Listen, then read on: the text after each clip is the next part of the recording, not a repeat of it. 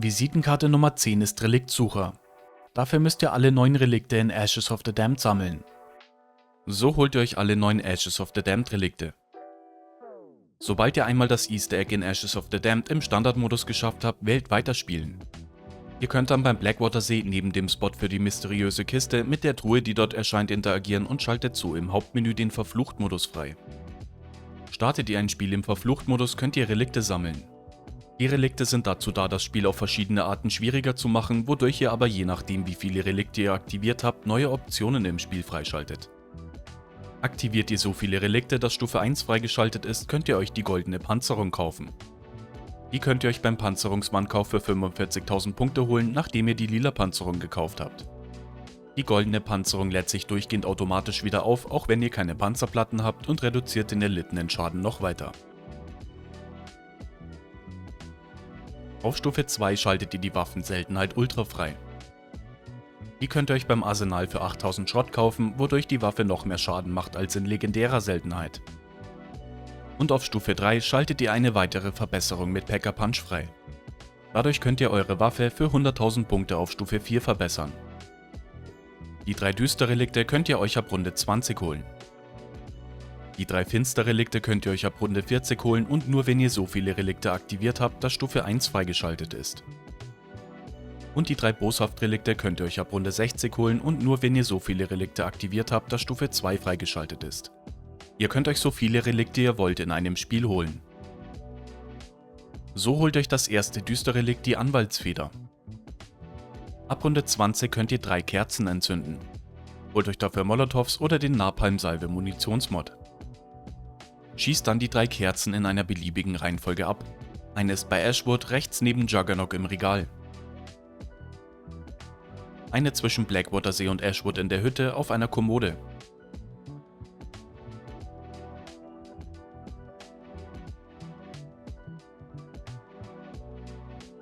Und eine bei der Vandorn Farm oben im Bauernhaus auf dem Nachttisch neben dem Bett.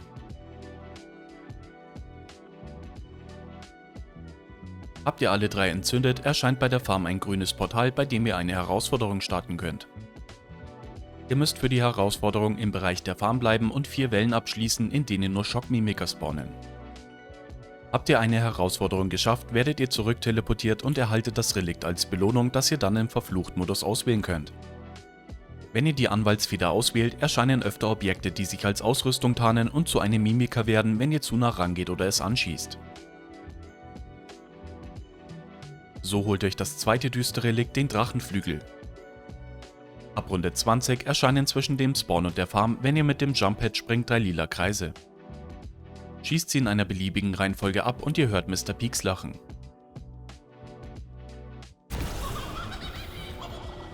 Es erscheint jetzt bei der Farm ein grünes Portal, wo ihr eine Herausforderung starten könnt. Ihr erhaltet während der Herausforderung 180 Schaden, wenn ihr ein Power-Up einsammelt und die Power-Ups haben sonst keinen Effekt. Es werden während der Herausforderung extrem viele davon fallen gelassen. Ihr müsst für die Herausforderung im Bereich der Farm bleiben und 4 Wellen abschließen. Wenn ihr das Relikt auswählt, werden keine Power-Ups mehr von Zombies fallen gelassen, auch nicht in Munitionsrunden. So holt euch das dritte düstere Relikt, den Teddybär. Nehmt euch als Feldaufrüstung den Ätherschleier mit Extraladung und Koop noch Gruppenschleier mit. Als Kaugummis Ladespezialist und Kraftfass. Für die Prüfung ist Instakill noch hilfreich. Schaltet dann Packer Punch frei und baut euch die Necrofluid Handschuh Wunderwaffe und wertet sie am besten auch bis Runde 20 zweimal auf, die hilft euch bei der Prüfung. Ihr müsst jetzt im Ätherschleier 10 Mr. Peaks auf der Karte mit dem Handschuh an euch ranziehen, indem ihr auf eine feste Oberfläche nah bei ihm schießt und dann nachladet. Ihr seht ihn nur während ihr im Ätherschleier seid und es ist egal, wer den Ätherschleier aktiviert. 9 findet ihr vor Runde 20 und der 10. erscheint erst ab Runde 20. Die Reihenfolge, in der ihr sie einsammelt, ist egal. Einer ist beim Spawn bei der Ausfahrt Richtung Blackwater-See oben links auf dem Tor.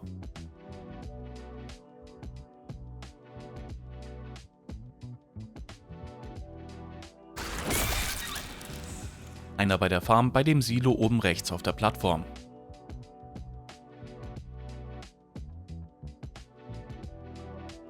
Einer zwischen der Farm und Ashwood, unten in dem Schiffswrack hinter der Treppe, oben auf einem Fass.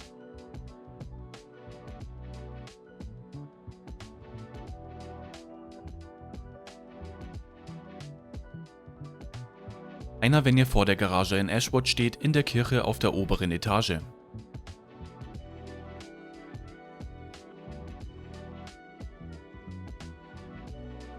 Noch einer ist in Ashwood links über der Telefonzelle beim Jumppad oben auf der Treppe.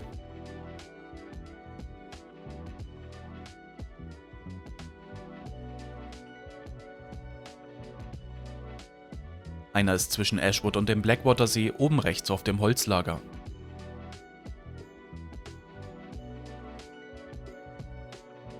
Einer beim Blackwater-See in dem Raum mit Tempo-Cola hinter der Barrikade in der Toilette. Einer beim Saya-Kosmodrom, wenn ihr vor der Rakete steht, auf dem Telefonmast ganz links.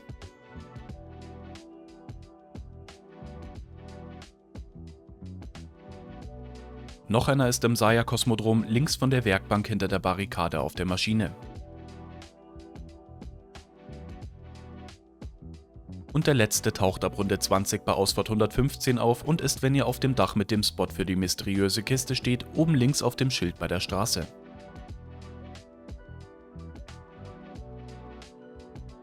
Habt ihr alle eingesammelt, hört ihr Mr. Peaks lachen. Jetzt könnt ihr bei der Farm die Herausforderung starten, während der euch jeder Schuss 100 Punkte kostet. Nehmt euch also am besten Kaugummis wie Instakill, eine Abschussserie, Primärgranaten und Waffen, die mit einem Schuss viel Schaden machen, wie eine Schrotflinte, ein Scharfschützengewehr oder eine Wunderwaffe mit. Bei der Herausforderung müsst ihr 4 Wellen im Bereich der Farm abschließen.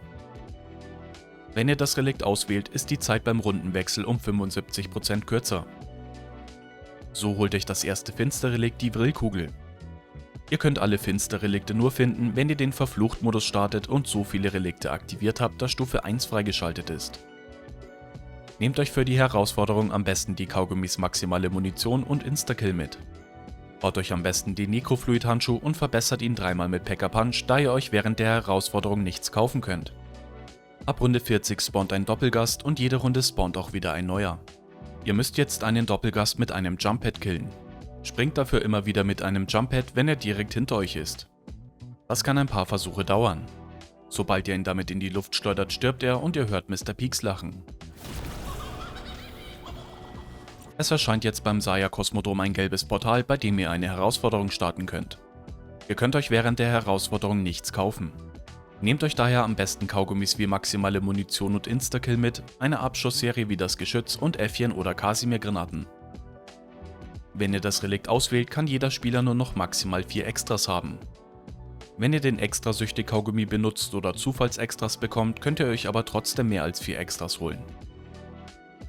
So holt euch das zweite Finsterrelikt Samantha's Zeichnung. Aktiviert dafür am besten das Relikt Drache. Nehmt euch dann noch den Lagerkoller-Kaugummi mit. Baut euch für die Herausforderung am besten den Necrofluid-Handschuh. Ihr müsst, um die Herausforderung starten zu können, den Mülleimer-Mampfer in aufsteigender Reihenfolge mit einer Waffe jeder Seltenheit füttern. Das muss nicht alles in einer Runde sein und auch nicht im selben Gebiet. Sucht also den wackelnden Mülleimer. Den gibt es in jedem Gebiet der Karte einmal, aber es wackelt immer nur einer, den ihr dann füttern könnt. Füttert ihn erst mit einer grauen Waffe, dann mit einer grünen, dann mit einer blauen, dann mit einer epischen und dann mit einer legendären. Füttert ihn sonst mit keinen anderen Waffen. Das könnt ihr auch schon vor Runde 40 machen, ihr dürft das Spiel dazwischen aber nicht beenden und neu laden, sonst funktioniert es nicht. Füttert Mampfer dann ab Runde 40 mit einer Wunderwaffe. Den Necrofluid-Handschuh könnt ihr ihm nicht geben, holt euch also eine Strahlenkanone aus der Kiste durch das Zerstören der lila Pilze mit Tessie oder Tet-Aufgaben. Sobald ihr ihn mit der Wunderwaffe gefüttert habt, hört ihr Mr. Peaks lachen. Es erscheint jetzt beim Saya-Kosmodrom links neben dem Spot für die mysteriöse Kiste ein gelbes Portal, bei dem ihr eine Herausforderung starten könnt. Nehmt euch dafür eine Kriegsmaschine und Äffchen oder Kasimir-Granaten mit. Während der Herausforderung sind Munitionskisten und der maximale Munition-Kaugummi deaktiviert und ihr müsst im Bereich vom Saya-Kosmodrom 5 Wellen abschließen. Nehmt für die verstärkten Ziele einfach die Kriegsmaschine und stellt euch immer wieder Ausrüstung und Punkteserien beim Handwerkstisch her. Wenn ihr das Relikt auswählt, werden eure Waffen und eure Nahkampfwaffe jede Runde zufällig mit einer anderen ausgetauscht, die aber die Seltenheit und Waffenstufe beibehalten. So holt euch das dritte Finsterrelikt, den Fokussierungsstein. Nehmt euch für die Herausforderung die Kaugummis Maximale Munition, Zeitgeschenk und Instakill mit. Der Kaugummi Auszeit ist auch noch hilfreich. Als Feldaufrüstung ist die beste der Ätherschleier. Baut euch am besten den Necrofluid-Handschuh und verbessert ihn dreimal mit Pack-a-Punch, da euch während der Herausforderung all euer Geld weggenommen wird. Ab Runde 40 könnt ihr 2 Weinflaschen sammeln. Eine lässt ein Bär fallen, wenn ihr einen nach Runde 40 im Nahkampf tötet. Ihr könnt ihn noch anders schwächen, aber der letzte Schlag muss Nahkampfschaden sein. Und eine andere bekommt ihr, indem ihr eine TED-Aufgabe auf Legendär abschließt. Die Flasche liegt dann vor der Kiste. Die TED-Aufgaben spawnen circa alle 5 Runden. Geht mit den 2 Flaschen dann zum Blackwater-See. Tötet alle bis auf einen Zombie. Startet dann am besten eine Bildschirmaufnahme oder legt euch was zum Notieren bereit. Nutzt den Ätherschleier oder Auszeit-Kaugummi, damit ihr eure Ruhe habt und stellt die Flaschen unten in der Hütte auf die Bar zu den anderen Flaschen. Die Flaschen platzen dann nacheinander und ihr müsst euch die Reihenfolge merken. Die Flaschen tauchen dann wieder auf und ihr müsst sie in der Reihenfolge, in der sie geplatzt sind, kaputt schießen. Habt ihr es richtig gemacht, hört ihr Mr. Peaks lachen. Falls die Reihenfolge falsch war, könnt ihr die Flaschen immer wieder kaputt schießen, aber die Reihenfolge wird euch nicht nochmal gezeigt. Es erscheint jetzt beim Saya-Kosmodrom in dem Raum mit Dr. Nita ein gelbes Portal, bei dem ihr eine Herausforderung starten könnt. Euch wird während der Herausforderung all euer Geld genommen und ihr bekommt auch während der Herausforderung keins. Nach der Herausforderung bekommt ihr euer Geld aber wieder zurück. Nehmt euch daher am besten Kaugummis wie maximale Munition und Instakill mit, eine Abschussserie und Äffchen oder Kasimir-Granaten. Ihr müsst für die Herausforderung im Bereich vom Saya-Kosmodrom 5 Wellen abschließen. Wenn ihr das Relikt auswählt, könnt ihr euch selbst nicht mehr wiederbeleben und könnt euch auch keine Selbstwiederbelebungskits kaufen. So holt euch das erste Boshaft-Relikt den Bus. Ihr könnt alle Boshaft-Relikte nur finden, wenn ihr den Verflucht-Modus startet und so viele Relikte aktiviert habt, dass Stufe 2 Waffenseltenheit Ultra freigeschaltet ist. Aktiviert dafür am besten die Relikte Drachenflügel, Teddybär, Vrillkugel und Fokussierungsstein. Nehmt euch für die Herausforderung die Kaugummis Modifiziertes Chaos und Auffüllen mit. Extrasüchtig ist noch hilfreich, da ihr so trotz dem Vrillkugel-Relikt alle Extras bekommt. Rüstet euch für den hirnvolle Munitionsmod Beißende Dämpfe und Dynamik aus. Und für Elementar-Limo Citrusfokus und Chillbeere. Spielt bis Runde 60. Ab Runde 60 müsst ihr eine Runde nur mit Kills durch Fallen oder Ultessi beenden und dürft während der ganzen Runde auf keine andere Art Schaden machen. Wartet dafür am besten auf eine Munitionsrunde. Aktiviert dann eine Sägeblattfalle und stellt euch in die Nähe, dann solltet ihr die Runde mit einer Aktivierung der Falle beenden. Falls nicht, überfahrt die restlichen Verwüster mit Tessie. Es gibt Fallen in der Farm, in Ashwood beim Handwerkstisch und bei Ausfahrt 115 im Diner. Lauft vor dem Bär und Doppelgast, die wegen den anderen Relikten spawnen, einfach weg, die zählen nicht zur Runde. Habt ihr es geschafft, hört ihr Mr. Peaks lachen.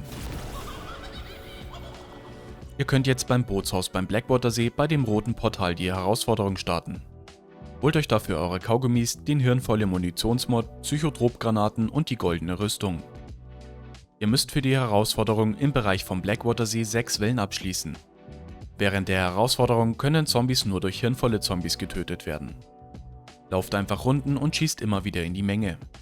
Mit dem Kaugummi auffüllen laden sich eure Granaten für 5 Minuten mit der Zeit wieder auf und ihr könnt euch auch welche im Werkzeugschuppen beim Handwerkstisch kaufen. Wenn ihr das Relikt auswählt, regenerieren Feinde Gesundheit. So holt euch das zweite Boshaft-Relikt den Drache. Aktiviert dafür am besten die Relikte Drachenflügel, Teddybär, Vrillkugel und Fokussierungsstein. Nehmt euch den Ätherschleier mit Extraladung mit. Rüstet Koop-Gruppenschleier und Solo-Äther-Sprint aus. Bereitet euch 2 Kaugummi-Pakete vor. Eins für den Bosskampf und eins für die Herausforderung. Eins mit Kraftfass, Regentropfen und Schildbürger für den Bosskampf. Extrasüchtig ist noch nice, da ihr so trotz dem Vrillkugelrelikt alle Extras bekommt. Und das Paket für die Herausforderung mit Auffüllen, explosiver Abschluss und modifiziertes Chaos und wunderbar. Rüstet bei dem Splitter-Explosion-Munitionsmod noch Explosionskette und Explosionsschub aus. Spielt dann bis Runde 60 und macht bis dahin die Schritte für das Easter Egg. Holt euch am besten die Strahlenkanone und behaltet den Necrofluid-Handschuh. Ab Runde 60 müsst ihr den Bosskampf abschließen. Nehmt dafür auf jeden Fall die Kaugummis zum Ätherschleier auffüllen und die goldene Panzerung mit. Schließt dann den Bosskampf ab. Beim Bosskampf im Verflucht-Modus spawnen die grünen Pilze immer nur nach einer Immunphase und es spawnen zwischendurch noch vereinzelt Bären. Einen ausführlichen Guide für das Ashes of the Damned Easter Egg findet ihr in der Beschreibung. Habt ihr den Bosskampf geschafft, geht auf Weiterspielen und ihr hört Mr. Peaks lachen. Es erscheint jetzt beim Blackwater See rechts neben dem Vordereingang der Hütte ein rotes Portal, bei dem ihr eine Herausforderung starten könnt. Während der Herausforderung nehmen Zombies nur durch Explosionen Schaden. Nehmt euch dafür am besten die normale Strahlenkanone, den Necrofluid-Handschuh oder alternativ eine Waffe mit dem Splitter-Explosion-Munitionsmod mit. Holt euch dann noch eure Kaugummis, Granaten und Äffchen und startet die Herausforderung. Ihr müsst für die Herausforderung im Bereich vom Blackwater See 6 Wellen abschließen. Nutzt viele Äffchen und ihr könnt euch auch welche beim Handwerkstisch im Werkzeugschuppen nachkaufen. Passt aber auf, die HRZ-Ziele und Bären ignorieren Äffchen. Lauft sonst Runden, schießt vor euch mit dem Necrofluid-Handschuh auf den Boden und macht den stachelüberladen Angriff. Nehmt sonst die Strahlenkanone, die ist stark gegen die verstärkten Ziele. Wenn ihr das Relikt auswählt, sind alle Munitionskisten auf der Karte deaktiviert. Und so holt euch das dritte Boshaft-Relikt, die Blutviolen. In Runde 20 spawnt ein klingelndes Telefon auf der Karte. Ihr hört es schon, auch wenn ihr noch ein Stück weit weg seid. Ihr findet es an einer von 9 möglichen Positionen. Ein Spot ist beim Spawn im Raum mit Schnellwiederbelebung auf dem Tisch. Einer bei der Farm, wenn ihr ins Bauernhaus vorne reingeht, links auf dem Tisch. Einer zwischen Ashwood und Blackwater See, kurz vor der Einfahrt zum Blackwater See in der Hütte, unten vor der Treppe auf dem Tisch. Einer beim Blackwater See hinten im Werkzeugschuppen. 2 sind in Ashwood. Einer, wenn ihr vor der Garage mit der Seilwinde hochfahrt, links in dem Gebäude auf dem Tisch. Und einer in dem Handelsladen auf dem Tresen. 2 sind bei Ausfahrt 115. Einer in der Garage, links von Todesdaikiri in dem Shop, rechts vor dem Ausgang. Und einer im Diner auf dem Tresen. Und ein letzter beim Saya-Kosmodrom im Kontrollraum neben dem Irrlicht-T-Extra. Haltet beim Telefon die Aktionstaste gedrückt, bis ihr ein Geräusch hört und es verschwindet. In Runde 30 spawnt das nächste klingelnde Telefon an einer der 9 möglichen Positionen. Das nächste spawnt in Runde 40, dann in Runde 50 und dann in Runde 60. Interagiert immer damit, sobald es spawnt, und habt ihr 5-mal das klingelnde Telefon aktiviert, hört ihr Mr. Peaks lachen. Es erscheint dann beim Blackwater See in der Hütte ein rotes Portal, bei dem ihr eine Herausforderung starten könnt. Während der Herausforderung machen eure Waffen nur halb so viel Schaden wie sonst. Wenn ihr das Relikt auswählt, sind alle Augmentierungen deaktiviert.